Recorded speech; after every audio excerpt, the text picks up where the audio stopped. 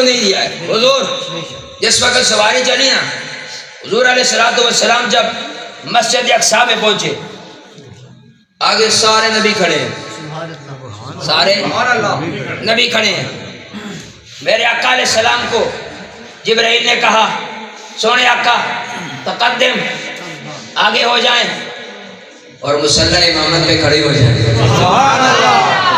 وہ امامت کی شب تھے صفے انبیاء، مقتدی مقتدا دیکھتے رہ گئے. فرمایا سارے نبی پیچھے، میرا آقا مصلی پہ اب قربان. مالک اگر تو نے دیدار ہی کروانا تھا، ڈائریکٹ بھی تو آسمانوں پہ بلا سکتا تھا، لا مقاموں پہ بلا سکتا تھا.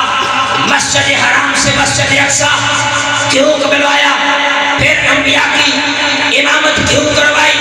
گویا میرا خالق و مالک مسجد اقصی میں کل نبیوں کی امامت کروا کے، اور جب آقا علیہ السلام کی سواری چلی سدرہ پہ پہنچے، مقام ابراہیم پہ ساری نورانی مخلوقیں صف بنائے کھڑی ہیں، فرشتے صف پر صف کھڑے ہیں. جبریل امین عرض کرتے ہیں تقدم یا رسول اللہ، سویا آگے تشریف لے جائیں.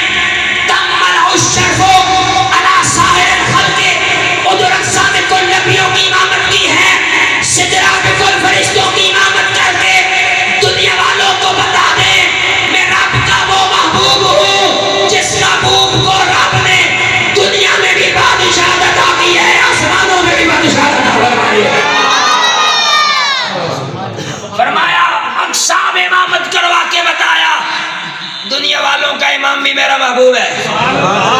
سدرہ پہ امامت کروا کے بتایا اوے نوریوں کا امام بھی میرا محبوب ہے. قربان جاؤں، مالک نے اس رات حضور کو معراج کروا کے بتایا محبوبات دنیا کی ملکیت تجھے عطا کر دی ہے، آسمانوں کی بادشاہ تجھے عطا کر دی ہے. اچھا سارے نبی نماز پڑھ چکے، ہم نبیوں نے خطبے دیے، سارے نبیوں نے خطبے دیے. میرے آقا علیہ السلام کی باری آ گئی، خصوصی خطاب کی باری آ گئی. قربان جاؤں، خطاب بھی خصوصی ہے، مہمان بھی خصوصی ہے. آج سرکار خود مہمان خصوصی ہیں، اور میرا نبی اپنا ہی میلاد پڑھ رہا ہے. آپ کو ذرا سبحان اللہ. کہاں پہ؟ سدرہ اقصی میں. کہاں پہ؟ مسجد اقصی میں.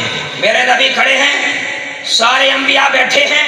میرے آقا علیہ السلام کہتے ہیں الحمدللہ الذی ارسلنی رحمتا للعالمین وکافتا للناس بشیرا ونذیرا وانزل علیہ القرآن فیہ تبیانا لکل شیء. فرمایا ساری تعریفیں اس مالک کے لیے جس نے مجھے رحمت للعالمین بنا کے بھیجا ہے،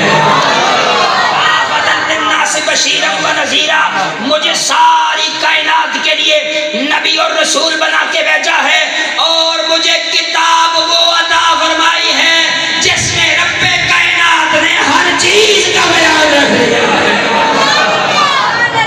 آگے حضور اپنی امت کی بھی شان بیان کرتے ہیں. ایویں نہیں، ذرا امت کی شان سننی ہے، ذرا اچھی آواز سے.